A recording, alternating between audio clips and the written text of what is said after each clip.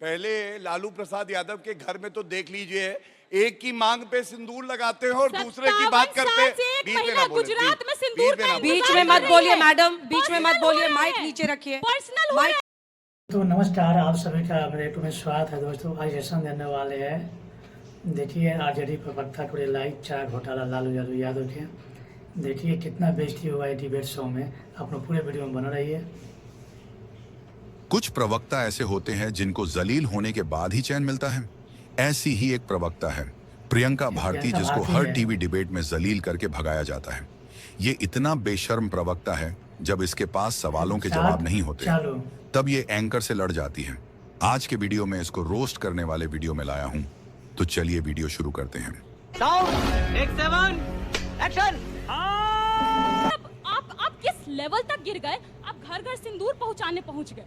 सिंदूर दान, अंजना जी बिहार से हैं, सिंदूर दान सिर्फ और सिर्फ पति करता है, गैर मर्द सिंदूर दान नहीं करता है। और अगर यही भाजपा वाले लफंगे बिहार में औरतों के पास पहुंच जाते हैं ना घर घर सिंदूर पहुंचाने, हौंक देती महिलाएं वहां पर।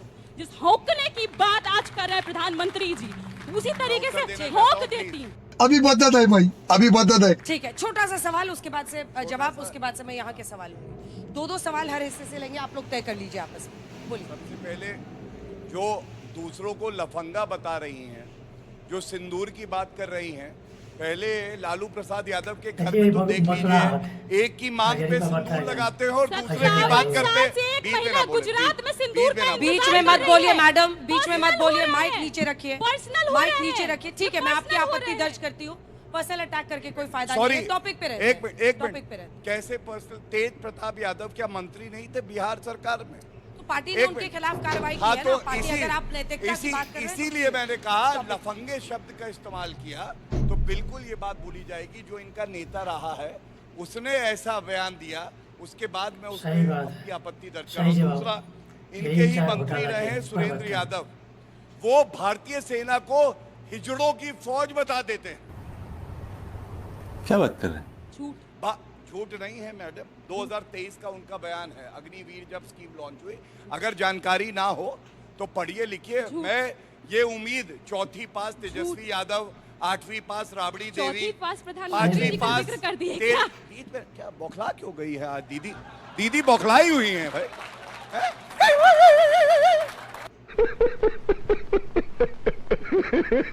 अरे शांत भाई, शांत दीदी, शांत। हाँ, तो इसलिए लालू प्रसाद यादव जी का पूरा खानदान आज तक यादव परिवार के बाहर का एक अध्यक्ष नहीं दे पाया। ये देश हित की बात करते हैं। और अब मैं जरा कांग्रेस की बात करता हूं। दो बातें इन्होंने उठाई। अगर अजय भाई कह दे कि उनको विश्वास नहीं है इन लोगों पे, तो फिर मैं गलत हो जाऊंगा, मैं इनकी बात मान लूंगा। पहली बात, ट्रंप बोलते हैं कि उन्होंने सीज फायर कराया, तो ट्रंप ने ही कहा कि मैंने कोई मीडिएशन नहीं किया, पहली बात। दूसरी बात, सलमान खुर्शीद, उनको जब ब्रीफिंग करी गई मिनिस्ट्री ऑफ एक्सटर्नल अफेयर द्वारा, बाहर निकल के उन्होंने कहा कि हमें बिल्कुल स्पष्ट हो गया किसी ने मीडिएशन नहीं किया। सलमान खुर्शीद पे विश्वास है कि नहीं? दूसरी बात इन्होंने कही, सीज फायर जो हुआ है ये कैसे हुआ है, तो मैं कहूँगा लेफ्टिनेंट जनरल राजीव घाई की बात पे इन्हें विश्वास है कि नहीं? उन्होंने कहा सीज फायर भारत ने निर्णय लिया, जब पाकिस्तान ने डर के उनको फोन किया, तब उसके बाद निर्णय हुआ। या तो आपको भारतीय सेना पे विश्वास नहीं, सलमान खुर्शीद पे विश्वास। ये बड़ी अच्छी बात कही आप। मेरा प्रश्न हमारे कांग्रेस प्रवक्ता जी से है। मैं पूछना चाहता हूं कि जब हमारे देश में कोई भी टेरर अटैक होता है और उसके बाद हमारी सेना उसको रिटेलिएट करती है, तो फिर आप लोग उसके सबूत क्यों मांगते हैं? 2016 में बालाकोट स्ट्राइक हुई, पठानकोट स्ट्राइक हुई, आपके हमारे जो इस समय लीडर ऑफ अपोजिशन है उन्होंने भी क्वेश्चंस किए कि हमको सबूत चाहिए। या अभी ऑपरेशन सिंदूर हुआ, इस समय हमारी जो डेलीगेट्स की टीम एक गई है बाहर विदेश में, उस पर भी आप लोग सवाल उठा रहे हैं। तो कांग्रेस ऐसा क्यों करती है? क्या ये देशद्रोही चेहरा नहीं है? बात तो सही है। हाँ, देखिए, मैं कहूँगा प्रियंका जी को राष्ट्रीय चैनल पे गंभीरता से विषय रखना चाहिए। कोई ज़रूरत नहीं है ये खराब, घटिया और झूठा ये सब शब्दों का प्रयोग करने का। मैं पूछना चाहता हूँ, तमिलनाडु के तो मुख्यमंत्री ने क्या बोला था बिहारियों के लिए? हम तो हम किसी काम को छोटा नहीं मानते। उन्होंने कहा था यही काम करने के लिए आते हैं। तो बोला था लालू जी ने स्टालिन को, चुप। तेलंगाना ने क्या बोला था? तेलंगाना के मंत्री ने बिहार के लोगों के लिए? तो बोला था चुप कांग्रेस के साथ। इसीलिए मैं कहना चाहता हूं, और आपकी पार्टी बहुत बढ़िया है। हम लोग बचपन में थे तो कहा जाता था लालू यादव जी गरीब गुरबा के मुख्यमंत्री हैं, और आज गरीब गुरबा का परिवार बिहार का सबसे अमीर परिवार है, जिसके ऊपर सैकड़ों करोड़ का नोटिस है। दिल्ली में भी कहा जाता, आरोप है कि दिल्ली में फार्म हाउस है, आरोप है कि जमीनें ले ली हैं, और इनका सामाजिक न्याय कितना जबरदस्त है, और अपनी जाति के लिए कितना जबरदस्त अनुग्रह है कि जब कुर्सी छोड़नी थी तो कौन नजर आया? सबसे पहले मेरा साला चलता था, फिर मेरी पत्नी, फिर मेरा बेटा, फिर मेरा दूसरा बेटा, फिर मेरी पहली बेटी, फिर मेरी दूसरी बेटी। खत्म। जातिवाद का चूरन, परिवार को संपत्ति संपूर्ण।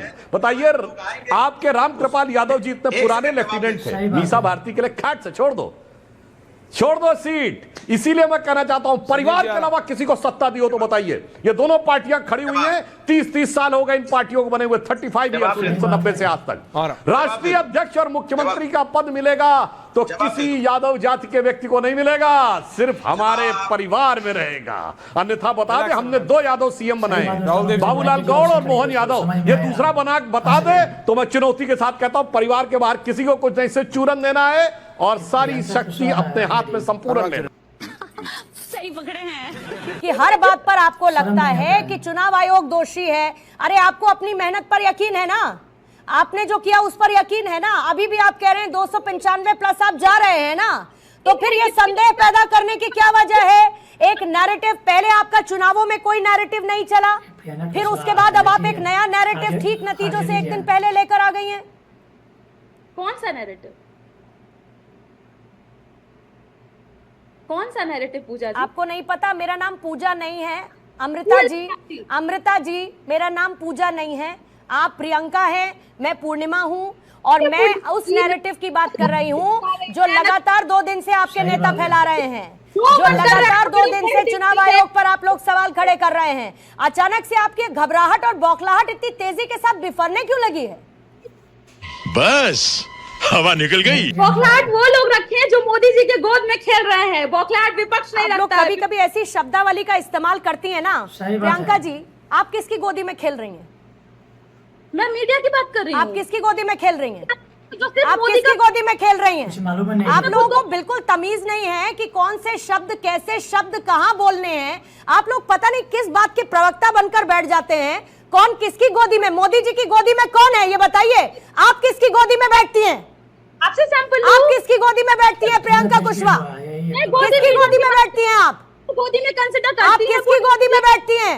खुद को कंसिडर आप लोगों को कोई मर्यादा नहीं है शब्दों की। आपको क्या बोलना है और क्या नहीं बोलना है, इस बात का सरोकार तमीज सब लोग आप लोग भूल कर बैठे हुए हैं, और फिर आप प्रवक्ता बनकर पार्टी को रिप्रेजेंट करते हैं। खुद को गोदी कंसिडर करती हैं? थोड़ा शर्म करिए प्रियंका कुशवाहा। आप किसकी गोदी में बैठती हैं ये बताइए ना। आप किसकी गोदी में बैठती हैं? सही बात है। हाँ या ना करती हैं? अरे आप किसकी गोदी में बैठती हैं ये बताइए ना मुझे। खुद को गोदी मीडिया में कंसिडर करती है? आप किसकी गोदी में बैठती हैं? और अगर आपको बोलना था तो आप गोदी मीडिया बोलती, अपने टर्म को आप यूज करती। आप ये नहीं कहती कि वो जो प्रधानमंत्री की गोदी में बैठते हैं। आप किसकी गोदी में बैठती हैं पहले ये तय करिए। कैसे कैसे लोग रहते हैं यार, चलो तुमको पागल कुत्ते का गाड़ी उठा के ले जाएगा। आपको रोज ये डिबेट शो मिलता रहेगा। वीडियो आप लोग को आज इतना ही। नमस्कार।